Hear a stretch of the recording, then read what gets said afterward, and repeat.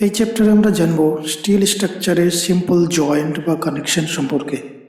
কোনো still structure যখন joint করা হয় বা কানেকশন করা হয়, তখন সেই কানেকশন করার জন্য কি কি করা হয়, সেখানে কি কি স্ট্রেস আসে, কি কানেকশন করার জন্য কি কি কম্পোনেন্ট লাগে, সেই সম্পর্কে আমরা ডিটেলস জানব।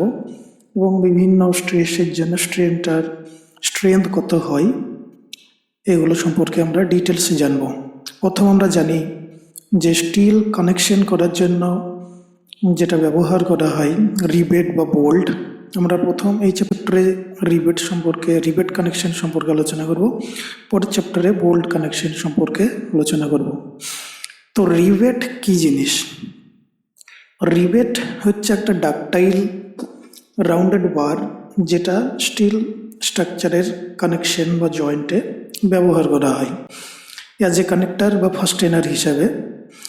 রিবেটটা মাইল্ড স্টিল বা হাই টেনসাইল স্টিল বার হতে পারে। রিবেট অনেক টাইপের হয় অ্যাজ পার হেড। রিবেটকে flat headed rivet, countersunk rivet, high button rivet, pan rivet প্রভৃতি ক্যাটাগরিতে ভাগ করা হয়। এখানে ছবিগুলো দেওয়া আছে। রিবেটের একদম উপরের পার্টটাকে বলা হয় হেড, মিডিলের অংশটা হচ্ছে ওর শাঙ্ক এবং নিচের পার্টটাকে বলে এন্ড বা টেল। What is রিবেটিং?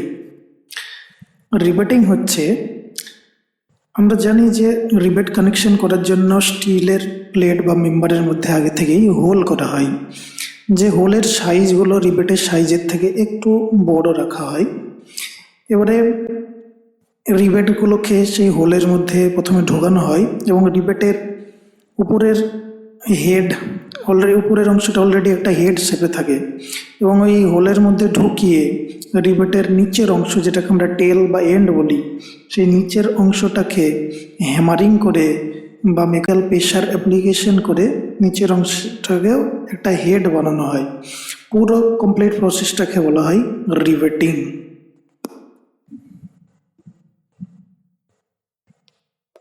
The rivet inserted into hole and head is formed at the other end by hammering or hydraulic pressure or by pneumatic pressure driving. This complete process is called riveting. এখানে ছবিতে আমরা দেখতে পাচ্ছি যে প্রথমে হোলের মধ্যে রিবেটটাকে ঢোকানো হলো। এবারে উপরের পাটে কোনো কিছু দিয়ে একটা প্রেশার রাখা হয় এবং নিচের পাটে ধীরে ধীরে প্রেশার অ্যাপ্লিকেশন করে নিচের টেল অংশটাকেও হেডে কনভার্ট করা হয়। পুরো প্রসেসটাকে বলা হয় riveting. Type of rivet as per riveting condition. Riveting condition অনুযায়ী রিভেটকে জেনারেলি দুই ভাগে ভাগ করা হয়। একটা হচ্ছে হট ড্রিভেন রিভেট এবং অপরটি হচ্ছে cold driven rivet. Hot driven rivet বলতে যখন রিভেটিং করার আগে রিভেটকে হিট করা হয়, তখন সেটাকে হট ড্রিভেন রিভেট বলা হয়। হট ড্রিভেন রিভেট আবার দুই রকম হয়। একটা হচ্ছে হট ড্রিভেন শপ রিভেট এবং অপরটি হচ্ছে হট ড্রিভেন ফিল্ড রিভেট। যখন এই হট ড্রিভেনিং শপ বা ওয়ার্কশপে করা হয়, তখন সেটাকে বলা হয় হট ড্রিভেন শপ রিভেট, এবং যদি একটা ফিল্ডে করা হয় তখন সেটাকে বলা হয় hot driven field rivet. Cold driven rivet বলতে এমন না যে রিভেটিং করার আগে রিভেটকে ঠান্ডা করা হয়, রুম টেম্পারেচারেই রিভেটিং করা হলে সেটাকে বলা হয় cold driven rivet. Generally cold driving করা একটু ডিফিকাল্ট হয়, সেই জন্য যেগুলোর রিভেটের ডায়ামিটার জেনারেলি 12 to 22 mm, সেগুলোর ক্ষেত্রে কোল্ড ড্রিভেন করা হয়। বেশি ডায়ামিটার হয়ে গেলে সেটাকে হট ড্রিভেনিং করা হয়। Different between hot driven riveting and cold driven riveting.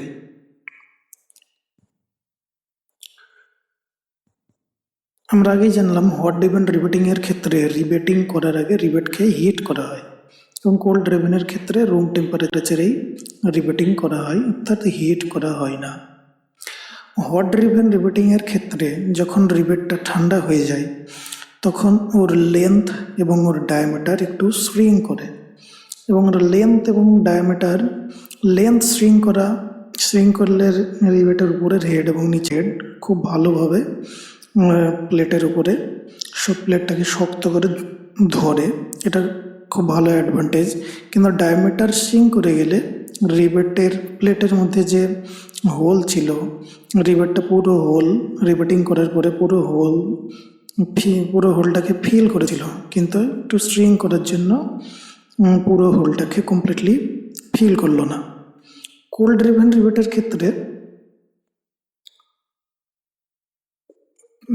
Cold ড্রিভেনিং করার সময় ডায়ামিটার ইনক্রিজ, যেহেতু রিবেটের উপর এবং নিচের দুই পার্ট থেকে প্রেশার দেওয়া হয় বা হ্যামারিং করা হয়, সেক্ষেত্রে রিবেটের ডায়ামিটার একটু ইনক্রিজ করে, ফলে কোল্ড ড্রিভেন রিবেটের ক্ষেত্রে হোলটা কমপ্লিটলি ফিল অবস্থায় থাকে। রিবেটের যে সিম্বল জেনারেলি ব্যবহার করা হয়, রাউন্ড হেড রিবেট যদি হয়, সব রিবেটের ক্ষেত্রে এরকম হোয়াইট সার্কেল দ্বারা দেখানো হয় এবং ফিল্ড রিবেটের ক্ষেত্রে এরকম ব্ল্যাক সার্কেল দ্বারা দেখানো হয়।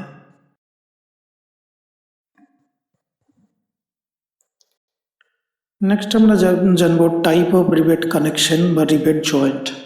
রিবেট জয়েন্ট জেনারেলি টু টাইপসের হয়, একটা হচ্ছে ল্যাপ জয়েন্ট এবং অপরটি হচ্ছে বার্ড জয়েন্ট। প্রথম আমরা ল্যাপ জয়েন্ট সম্পর্কে জানব। ল্যাপ জয়েন্ট হচ্ছে যখন একটি প্লেটকে আর একটা প্লেটের উপরে ল্যাপিং অবস্থায় রেখে রিবেটিং করা হয়, তখন সেই জয়েন্টটাকে আমরা বলি ল্যাপ জয়েন্ট। এখানে একটা প্লেটের উপরে আর একটা প্লেটকে রেখে এভাবে রিবেটিং করা হচ্ছে, এটা হচ্ছে ল্যাপ জয়েন্ট। এটা হচ্ছে মেন প্লেট, এটাও মেন প্লেট, এবং এগুলো হচ্ছে রিভেট। বার্ড জয়েন্টের ক্ষেত্রে যেটা করা হয়, এখানে দুটো মেন প্লেটকে এন্ড টু এন্ড রেখে ওর উপরে এবং নিচে কভার প্লেট রেখে রিবেটিং করা হয়। যখন শুধু একটি কভার প্লেট দেওয়া হয় তখন সেটাকে বলা হয় সিঙ্গেল কভার বার্ড জয়েন্ট। যদি উপরে এবং নিচে দুটো কভার প্লেট দেওয়া হয় তখন সেটাকে বলা হয় ডবল কভার বার্ড জয়েন্ট। এখানে এটা একটা মেন প্লেট, এটা আর একটা মেন প্লেট, নিচে একটা কভার প্লেট দেওয়া হলো, উপরে একটা কভার প্লেট, এরপরে রিবেটিং করা হলো, এটা হলো double cover butt joint. Main plate, এটা কভার প্লেট, এটা রিবেট, এটা হচ্ছে মেন প্লেট, এটা কভার প্লেট। রিবেট জয়েন্ট অনেক প্যাটার্নে থাকতে পারে, যেমন হচ্ছে চেন রিবেটিং, এরকম প্যাটার্ন থাকলে পরপর সাজানো, এটাকে বলা হয় চেন রিবেটিং। ডায়মন্ড রিবেটিং, এরকম ডায়মন্ড শেপে যদি রিবেটগুলোকে সাজানো হয় তাহলে সেটাকে ডায়মন্ড রিবেটিং বলা হয়।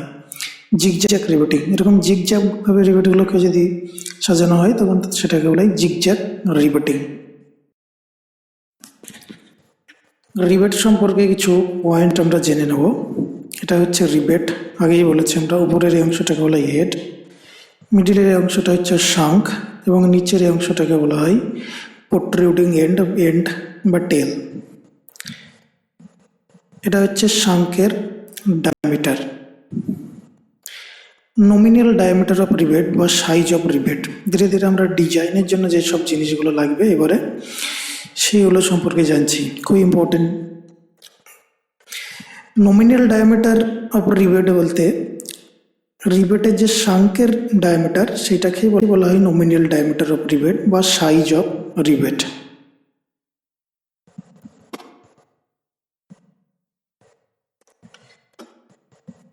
যদি রিবেটের ডায়ামিটার কোথাও দেওয়া না থাকে সেক্ষেত্রে নমিনাল ডায়ামিটার আনউইন্স ফর্মুলা অনুযায়ী ধরে নেওয়া হয় D=6.05 root over of t minimum. T minimum কি পরে আলোচনা করছি। নেক্সট হচ্ছে গ্রস ডায়ামিটার বা ইফেক্টিভ ডায়ামিটার অফ রিবেট, এটাকে D0 দ্বারা নোটেশন করা হয়। গ্রস ডায়ামিটার বলতে রিবেটিং করার পরে রিবেটের যে ডায়ামিটার পাওয়া যায় সেটাকে গ্রস ডায়ামিটার বলা হয়। আমরা অ্যাজাম্পশন করি যে রিবেটিং করার পরে রিবেটের ডায়ামিটার প্লেটের যে হোল থাকে সেই হোলের ডায়ামিটারেরই সমান হয়, সুতরাং আমরা বলতে পারি যে হোলের ডায়ামিটারটাই হচ্ছে রিবেটের গ্রস ডায়ামিটার বা ইফেক্টিভ ডায়ামিটার। যখন আমরা রিবেটের কোনো স্ট্রেংথ ক্যালকুলেশন করব বা ডিজাইনের কোনো পার্ট আমরা অ্যানালাইসিস করব, তখন এই গ্রস ডায়ামিটার বা ইফেক্টিভ ডায়ামিটার ধরেই অ্যানালাইসিস করা হয়। এখানে হচ্ছে ডায়ামিটার অফ হোল, এটাই হচ্ছে রিবেটের গ্রস ডায়ামিটার, যেটা রিবেটের নমিনাল ডায়ামিটারের থেকে একটু বড় হয়। জেনারেলি যদি রিবেটের নমিনাল ডায়ামিটার 25 mm বা তার কম হয়, তাহলে ডায়ামিটার অফ হোল বা ইফেক্টিভ ডায়ামিটার ধরা হয় ডি প্লাস 1.5 mm, এবং যদি রিবেটের নমিনাল ডায়ামিটার 25 mm এর বেশি হয়, সেক্ষেত্রে গ্রস ডায়ামিটার ধরা হয় ডি প্লাস 2 mm, 2 mm বাড়িয়ে নেওয়া হয়। এ দুটো পরীক্ষার জন্য খুব ইম্পর্টেন্ট, পরীক্ষাতে বারবার থাকে এগুলো। নেক্সট আমরা জানবো রিবেটের টোটাল লেন্থ কোনটা। রিবেটের টোটাল লেন্থ বলতে আমরা রিবেটের উপরের হেডের ইনার থেকে পুরো টেলের এন্ড পর্যন্ত লেন্থকে আমরা বলি রিবেটের টোটাল লেন্থ, যেখানে গ্রিপ লেন্থ এবং প্রোট্রুডিং লেন্থ মিলে হয় রিবেটের টোটাল লেন্থ। উপরের হেডের ইনার পোর্শন থেকে নিয়ে একদম শেষ পর্যন্ত এই লেন্থটাকে বলে টোটাল লেন্থ অফ রিবেট। এবং রিবেটের গ্রিপ লেন্থ বলতে রিবেটের যখন রিবেটিং করা হয় তখন ওর যে দুটো হেড হয়, দুটো হেডের ইনার টু ইনার ডিস্টেন্সকে বলা হয় ওর গ্রিপ লেন্থ। এখানে এটা হচ্ছে ওর গ্রিপ লেন্থ। গ্রিপ লেন্থ যদি রিবেটের ডায়ামিটারের 4 টাইমসের বেশি হয়ে যায়, তাহলে রিবেটের মধ্যে বেন্ডিং সাবজেক্টেড হয় বলে ধরা হয়। সুতরাং গ্রিপ লেন্থের ভ্যালু জেনারেলি রিবেটের ডায়ামিটারের 4 টাইমসের সমান বা কম হওয়া দরকার।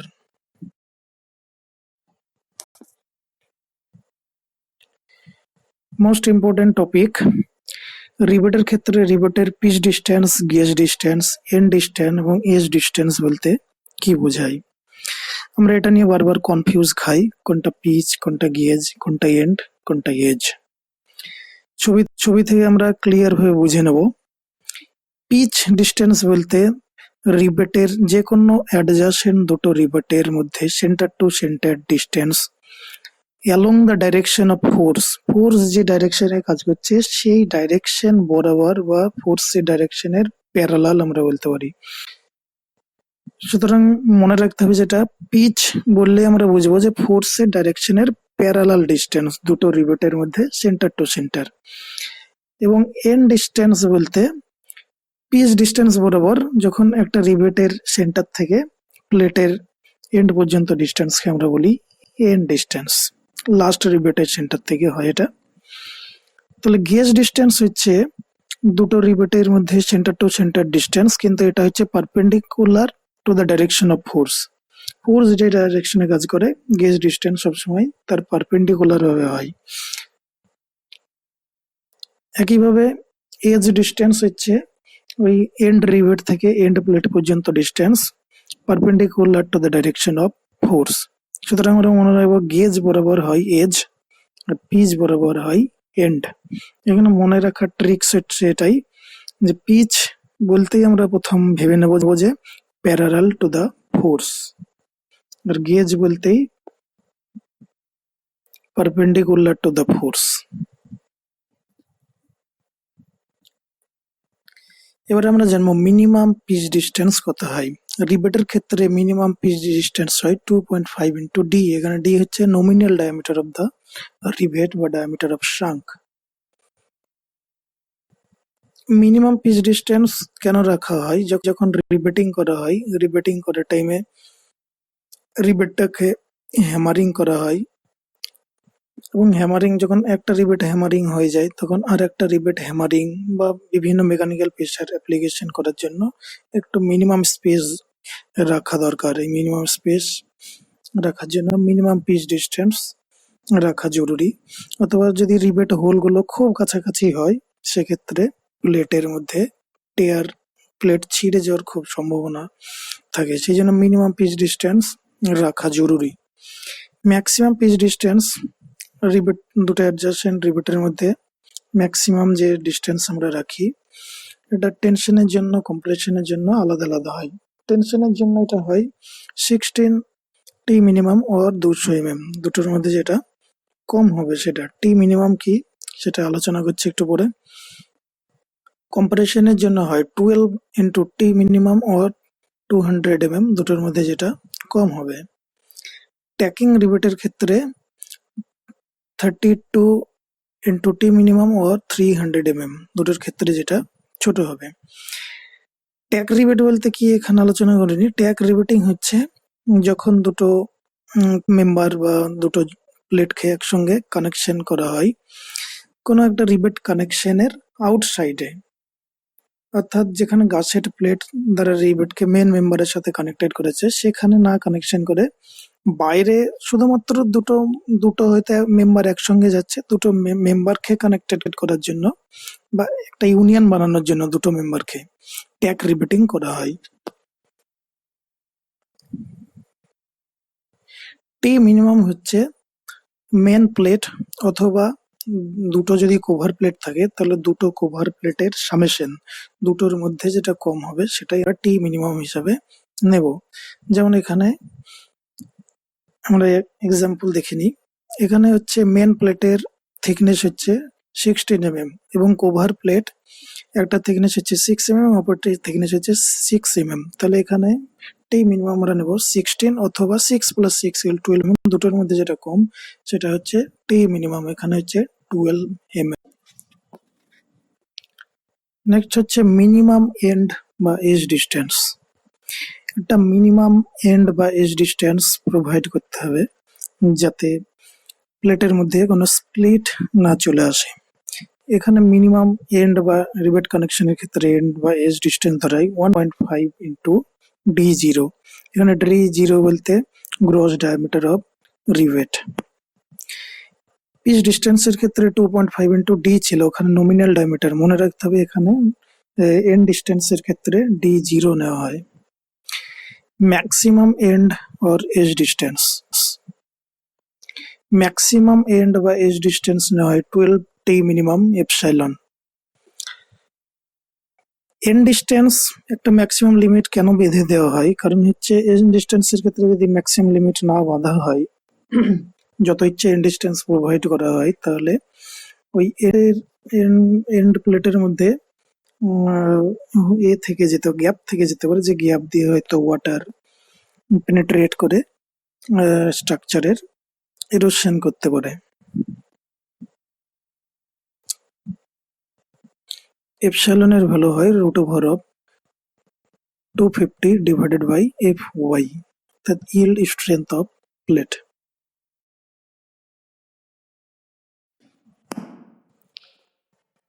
নেক্সট আমরা জানবো যে রিবেট কানেকশন সম্পর্কে আমরা একটু নলেজ অর্জন করলাম। সেই নলেজ থেকে রিবেট কানেকশনে মেন কি কি কম্পোনেন্ট ব্যবহার করা হয় এখানে জানবো।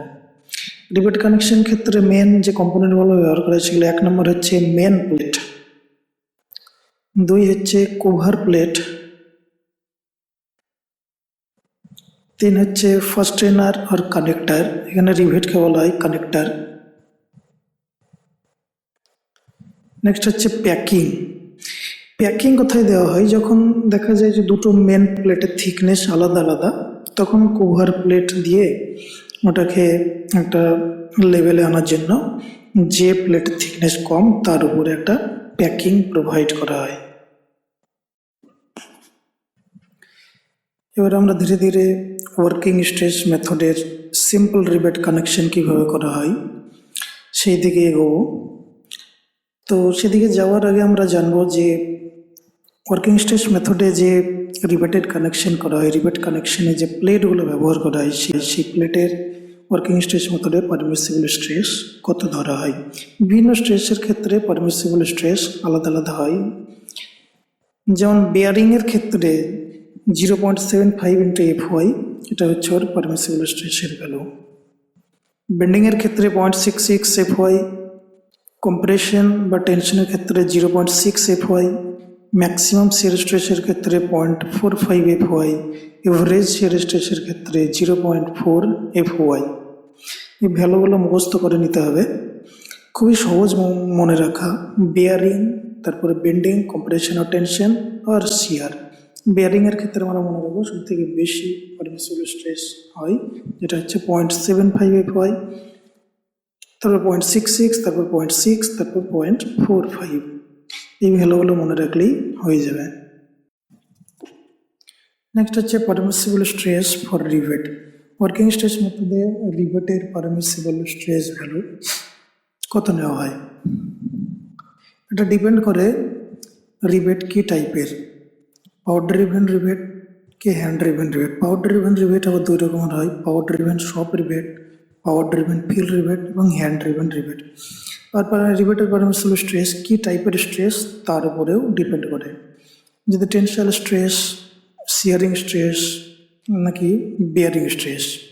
যদি অ্যাক্সিয়াল টেনশাল স্ট্রেস এবং পাওয়ার ড্রিভেন রিভেট হয় সেক্ষেত্রে ওর পারমিসিবল ভ্যালু হয় 100। শিয়ারিং এর ক্ষেত্রেও ভ্যালু হয় 100 এবং বিয়ারিং এর ক্ষেত্রে ভ্যালু হয় 300 নিউটন পার মিলিমিটার স্কোয়ার। পাওয়ার ড্রিভেন ফিল্ড রিভেটের ক্ষেত্রে এগুলোর ভ্যালু হয়ে যায় ওর পাওয়ার ড্রিভেন শপ রিভেটের 90%, অর্থাৎ অ্যাক্সিয়াল টেনশনের ক্ষেত্রে ভ্যালু হয় 90, শিয়ারিং এর ক্ষেত্রে 390 এবং বিয়ারিং এর ক্ষেত্রে 270 এবং হ্যান্ড রিভেটের ক্ষেত্রে ভ্যালু হয়ে যায় 80%-এর কাছাকাছি। অ্যাক্সিয়াল টেনশনের ক্ষেত্রে 80, শিয়ারিং এর ক্ষেত্রে 80 এবং এর ক্ষেত্রে 240 হয়, কিন্তু এটাকে 250 ধরে নেওয়া হয়। তাহলে পাওয়ার ড্রিভেন শপ রিভেট মনে রাখলেই বাকিগুলো মনে থাকবে ও মনে রাখা খুবই ইজি। 100, 100, 300। টেনশন এবং শিয়ারিং এর ক্ষেত্রে মনে রাখতে হবে 100, বাকি বিয়ারিং এর ক্ষেত্রে হচ্ছে 300। বাকি পাওয়ার ড্রিভেন ফিল্ড রিভেট হলে 90% এবং হ্যান্ড ড্রিভেন রিভেট হলে ওর 80%। নেক্সট আমরা জানবো যে রিভেট কানেকশনের ক্ষেত্রে লোড কিভাবে ট্রান্সফার হয়।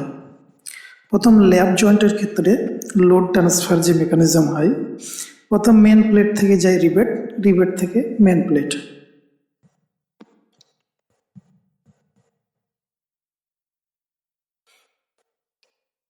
এখানে পিকচার থেকে লোড ট্রান্সফার মেকানিজম দেখানো হচ্ছে।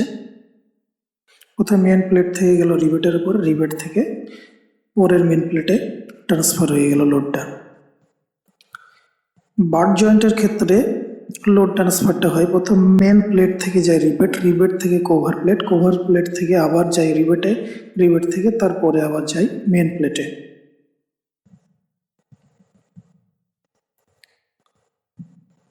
এখানে যদি আমরা মেন প্লেটের উপরে একটা লোড অ্যাপ্লিকেশন করি তাহলে সেটা প্রথম মেন প্লেট থেকে যাচ্ছে ওর প্রথম রিভেটের উপরে, রিভেট থেকে যাচ্ছে উপরে এবং নিচের কভার প্লেটের উপর, কভার প্লেট থেকে আবার পরের রিভেট থেকে পরের মেন প্লেটে। এইভাবে রিভেট কানেকশনের লোড ট্রান্সফার হয়। ল্যাপ জয়েন্ট বা সিঙ্গেল কভার বার জয়েন্টের ক্ষেত্রে ইসেন্ট্রিসিটির জন্য বেন্ডিং আসতে পারে, কিন্তু ডবল কভার বার জয়েন্টের জন্য কোনো বেন্ডিং আসে না। এখানে আমরা যদি দুটো ল্যাপ জয়েন্টকে দেখি তাহলে নিচের প্লেটের উপরে যদি একটা লোড থাকে এবং উপর প্লেটের উপরে একটা লোড থাকে তাহলে দুটো লোডের মধ্যে একটা ইসেন্ট্রিসিটি জেনারেট করে, যেটা একটা বেন্ডিং ফর্ম করতে পারে। এবং সিঙ্গেল কভার বার জয়েন্টের ক্ষেত্রে একই, দুটো লোডের মধ্যে একটা ইসেন্ট্রিসিটি থেকে যায়। কিন্তু ডবল কভার বার জয়েন্টের ক্ষেত্রে যেহেতু দুদিকে সেন্ট্রিসিটি থাকে সেখানে এখানে বেন্ডিংটা নিউট্রালাইজড হয়ে যায়। নেক্সট হচ্ছে ফেলিওর অফ রিভেটেড কানেকশন। একটা রিভেট কানেকশন কত রকমভাবে ফেল হতে পারে। একটা রিভেট কানেকশন মধ্যে মেনলি দুটো জিনিস থাকে, একটা হচ্ছে প্লেট আর একটা হচ্ছে রিভেট। তাহলে হয় রিভেট ফেল হতে পারে অথবা প্লেট হতে পারে। এখন রিভেট দুই রকমভাবে ফেল হয়, একটা হচ্ছে শিয়ারিং, সিঙ্গেল শিয়ার হতে পারে বা ডবল শিয়ার হতে পারে, যেমন ল্যাপ জয়েন্ট বা বার জয়েন্ট। সিঙ্গেল কভার বার জয়েন্ট যদি হয় তাহলে ওটা সিঙ্গেল শিয়ার হয় এবং ডবল কভার বার জয়েন্ট হলে ডবল শিয়ারিং হয়। রিভেট ফেল করতে পারে বেয়ারিংয়ে, প্লেট একইভাবে প্লেট ফেল করে বেয়ারিং, রিবেটের বিয়ারিং ফেলিয়ার অথবা প্লেটের বিয়ারিং ফেলিয়ার, দুটো ফেলিয়ারের মধ্যে যেটা মিনিমাম হয় সেটাকেই বলা হয় bearing failure of joint. Next হচ্ছে প্লেট টেয়ার করে যায়, ছিঁড়ে যায়, যেটাকে বলা হয় টেয়ারিং ফেলিয়ার। তার মানে একটা রিবেট কানেকশন টোটাল 3 রকমভাবে ফেল করে। একটা হচ্ছে শিয়ারিং, দ্বিতীয় হচ্ছে বিয়ারিং এবং তৃতীয় হচ্ছে টিয়ারিং। শিয়ারিং হয় রিবেটের ক্ষেত্রে, বিয়ারিং রিবেট এবং প্লেট দুটোর ক্ষেত্রেই হতে পারে। যে যারটা মিনিমাম হয় সেটাকেই বিয়ারিং ফেলিয়ার হিসেবে ধরা হয়। এবং নেক্সট হচ্ছে টিয়ারিং ফেলিয়ার, যেটা টিয়ারিং ফেলিয়ার হয় প্লেটের। এছাড়াও কখনো রিবেটেড কানেকশন প্লেটের শেয়ারিং ফেলিয়ারও হতে পারে। প্লেটের শেয়ারিং ফেলিয়ার কীরকম হয়, পুরো রিবেটটা পুরো প্লেটটাকে কেটে বেরিয়ে চলে যায়, অথবা এন্ড বা এজ ক্র্যাক হয়ে যেতে পারে, সেটাও একটা টাইপের ফেলিয়ার বলা হয়।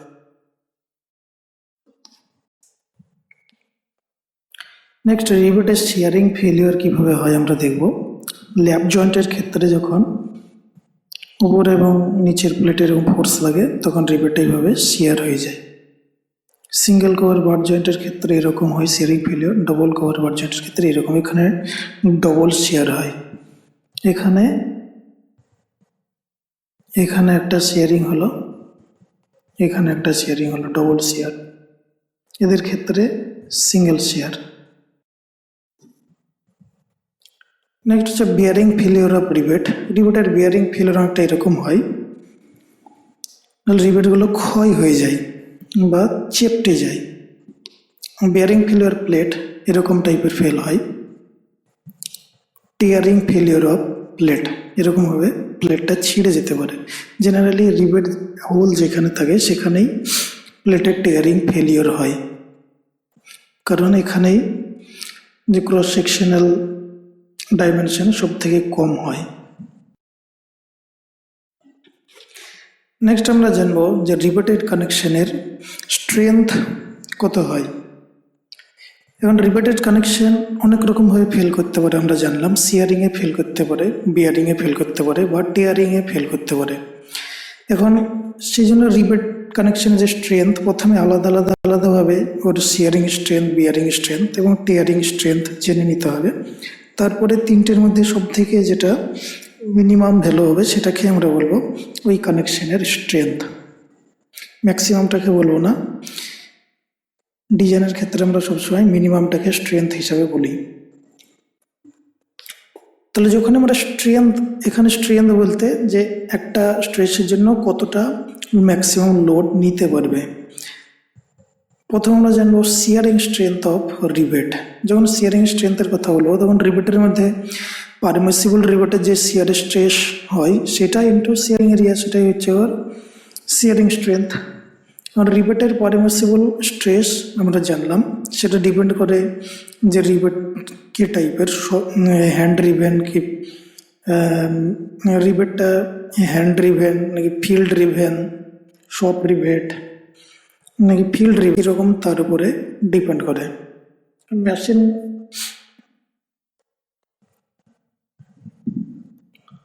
এখানে শিয়ার এরিয়া বলতে রিবেট যখন শেয়ারিং হয়ে যায়, শেয়ারিং হওয়ার পরে রিবেটের যে ক্রস সেকশনাল এরিয়া পাওয়া যায় সেটা হচ্ছে ওর শিয়ার এরিয়া। তাহলে রিবেটের ক্ষেত্রে শিয়ারিং স্ট্রেংথ হচ্ছে ওর পারমিসিবল, এটা হচ্ছে ওর শিয়ারিং এরিয়া। শিয়ারিং স্ট্রেংথ হচ্ছে ওর পারমিসিবল শিয়ার স্ট্রেস, এখানে permissible shear stress tau VF. আর শিয়ার এরিয়া হচ্ছে π/4 into d0 square, gross diameter of d0 বলতে গ্রোস ডায়ামিটার অফ রিভেট। যদি সিঙ্গেল শেয়ার হয় সেক্ষেত্রে tau V into π/4 into d0 square. যদি ডবল শেয়ার হয় তাহলে এর সঙ্গে 2 লাগিয়ে দিতে হবে।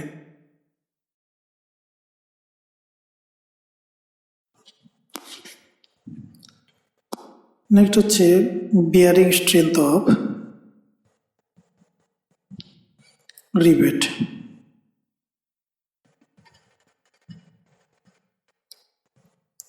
রিবেটের বিয়ারিং স্ট্রেংথ বলতে ওর পারমিসিবল বিয়ারিং স্ট্রেংথ ইন্টু ওর বিয়ারিং এরিয়া। রিবেটের পারমিসিবল বিয়ারিং স্ট্রেংথ কত হয় আমরা একটা টেবিলে দেখিয়েছিলাম। পারমিসিবল বিয়ারিং স্ট্রেংথ সেটা ডিপেন্ড করছে সব হ্যান্ড ড্রিভেন রিবেট নাকি মেশিন ড্রিভেন। মেশিন ড্রিভেন যদি সব রিবেট হয় তাহলে পারমিসিবল বিয়ারিং স্ট্রেংথ হয় 300, আর যদি ফিল্ড রিবেট হয় তাহলে হয় 270, এবং যদি হ্যান্ড ড্রিভেন ফিল্ড রিবেট হয় তাহলে সেক্ষেত্রে ওর পারমিসিবল বিয়ারিং স্ট্রেংথ হয় 250 নিউটন পার মিলিমিটার স্কোয়ার।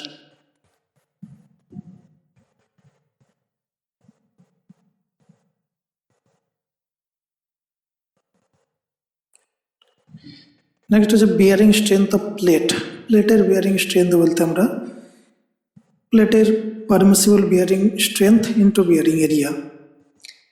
প্লেটের ক্ষেত্রে আমরা পারমিসিবল বিয়ারিং স্ট্রেংথ কত হয় আমরা আগে দেখেছি 0.75 ইন্টু FY। এখন বিয়ারিং এরিয়া কত হয়, বিয়ারিং এরিয়া এখানে আমরা দুটো ক্ষেত্রেই দেখেছি T0 into T minimum. T minimum হচ্ছে মিনিমাম থিকনেস অফ প্লেট, তো বুঝলাম D0। এখন এটা হয় কিভাবে, প্লেটের মধ্যে রিবেটের যে পার্টটা বিয়ারিং হয়ে যায় সেটা একটা রাউন্ডেড পার্ট। এখানে যদি আমরা দেখি তাহলে এখানে এই পার্টের মধ্যে ধরা যাক রিবেটের এই পার্টটার মধ্যে বিয়ারিং হয়। এখন এর বিয়ারিং এরিয়া এটা একটা রাউন্ডেড সিলিন্ড্রিক্যাল পার্ট। এই সিলিন্ড্রিক্যাল পার্টের বিয়ারিং এরিয়া হচ্ছে এর প্রজেকশন যদি নেওয়া হয়, প্রজেকশন নেওয়ার পরে যে এরিয়া পাওয়া যায়, প্রজেকশন নিলে একটা রেক্ট্যাঙ্গুলার এরিয়া পাওয়া যায়, এটা হয় ওর বিয়ারিং এরিয়া। প্লেটের ক্ষেত্রে এবং রিবেটের ক্ষেত্রে একই ভ্যালু হয় D0 ইন্টু টি মিনিমাম।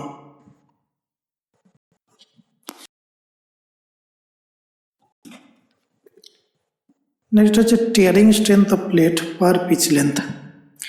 প্লেটের টিয়ারিং স্ট্রেংথ হয় ওর permissible tearing strength into tearing area. আমরা জানি যে প্লেটের ক্ষেত্রে পারমিসিবল টিয়ারিং স্ট্রেংথ হয়, টিয়ারিং বলতে টেনশন এখানে 0.6 ইন্টু FY, এবং পার পিচ লেন্থে টিয়ারিং এরিয়া যেটা হয় সেটা হচ্ছে এরকম। এই পোর্শনটা হচ্ছে ওর টিয়ারিং এরিয়া। দুটো রিবেটের হোলের মধ্যে সেন্টার টু সেন্টার ডিস্টেন্সকে আমরা বলেছিলাম পিচ, এবং পার পিচ লেন্থের টিয়ারিং এরিয়া যেটুকু আমরা পাই, যেখানে রিবেটে হোল থাকে সেখানে কোনো টিয়ারিংয়ের জন্য কোনো ক্রস সেকশন এরিয়া পাই না। যেখানে হোল থাকে না শুধুমাত্র সেই অংশটুকুই টিয়ারিংয়ের ক্ষেত্রে পার্টিসিপেট করে। এবং এখানে যে টিয়ারিং এরিয়া দেখানো হয়েছে সেখানে যে পার্টটাকে ইন্ডিকেট করা হচ্ছে এটাকে হচ্ছে টিয়ারিং এরিয়া, যেটা লেন্থ হয় পিচ থেকে মাইনাস করতে হবে একদিকে রিবেট হোলের হাফ অন্যদিকে হাফ, তার মানে পি মাইনাস একটা ডি ফুল ডি হয়ে যায় ইন্টু টি মিনিমাম। নেক্সট রিবেটের যে বিভিন্ন রকমের স্ট্রেংথ আমরা পেলাম, এক হচ্ছে shearing strength, permissible shearing stress into shear area. Next হচ্ছে bearing strength, permissible bearing stress into bearing area, রিবেটের ক্ষেত্রেও পেয়েছি প্লেটের ক্ষেত্রে পেয়েছি। নেক্সট হচ্ছে প্লেটের টিয়ারিং স্ট্রেংথ, সেটা হচ্ছে permissible tearing stress of plate 0.6 FY into হচ্ছে ওর টিয়ারিং এরিয়া। পার পিচ লেন্থ আমরা টিয়ারিং এরিয়া বের করেছিলাম। রিবেট ভ্যালু হচ্ছে রিবেটের যে শিয়ারিং স্ট্রেংথ এবং বিয়ারিং স্ট্রেংথ পাওয়া যায় ওর দুটোর মধ্যে যেটা মিনিমাম হয় সেটাকে আমরা বলি রিবেটের রিবেট ভ্যালু।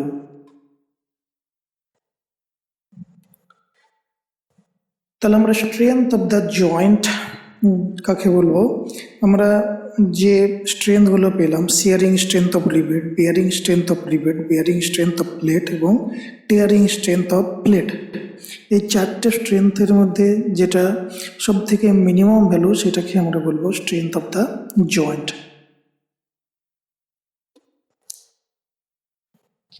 এখানে রিবেট ভ্যালু বলতে শিয়ারিং আর বিয়ারিং এর মধ্যে মিনিমাম এখানে ঢোকানোই আছে।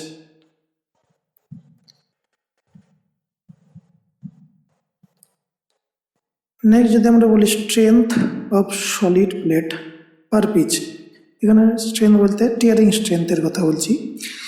সলিড প্লেটের টিয়ারিং স্ট্রেংথ পার পিচ লেন্থে কথা হবে, অর্থাৎ প্লেটের মধ্যে যদি হোল না থাকতো সেক্ষেত্রে ওর টিয়ারিং স্ট্রেংথ হতো আর permissible tearing stress into tearing area, permissible tearing stress হচ্ছে 0.6 ইন্টু FY, টিয়ারিং এরিয়া হতো পি ইন্টু টি মিনিমাম, যেখানে পি থেকে যেহেতু প্লেটের মধ্যে হোল থাকার জন্য P minus D/2 minus D/2 অর্থাৎ পি মাইনাস ডি হয়ে যাচ্ছিল, পি মাইনাস ডি হতো না, এখানে শুধু পি হয়ে যাবে।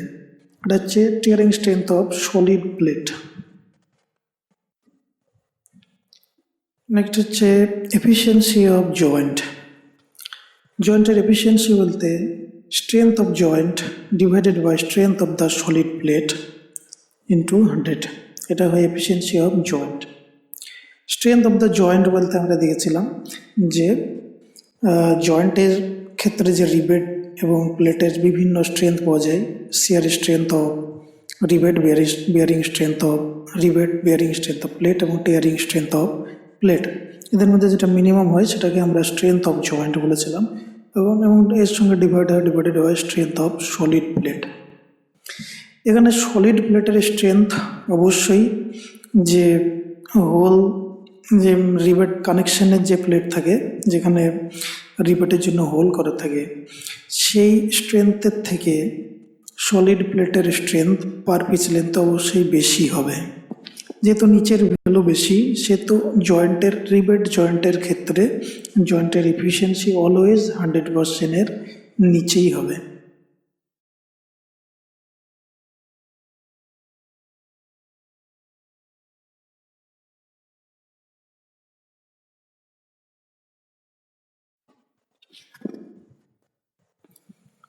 অনেক অনেক ধন্যবাদ। এই ভিডিওতে আমরা সিম্পল রিবেটেড কানেক্ট সম্পর্কে আলোচনা করলাম। নেক্সট ভিডিওতে আমরা এই চ্যাপ্টারেরই ছোটোখাটো একটা অঙ্ক করব, এবং এই চ্যাপ্টার থেকে কম্পিটিটিভ পরীক্ষাতে প্রচুর কোশ্চেন থাকে। ইঞ্জিনিয়ারিং সার্ভিস থেকে নিয়ে junior engineer, West Bengal PSC assistant engineer, lecturer, junior engineer, যে পরীক্ষাতে যতগুলো কোশ্চেন এই চ্যাপ্টারে এসছে, দেখতে গেলে স্টিল ডিজাইনের 50% কোশ্চেন এই চ্যাপ্টার থেকেই আসে। কোশ্চেনগুলো নিয়ে আমরা ডিটেলসে নেক্সট ভিডিওতে আলোচনা করব। Thank you again.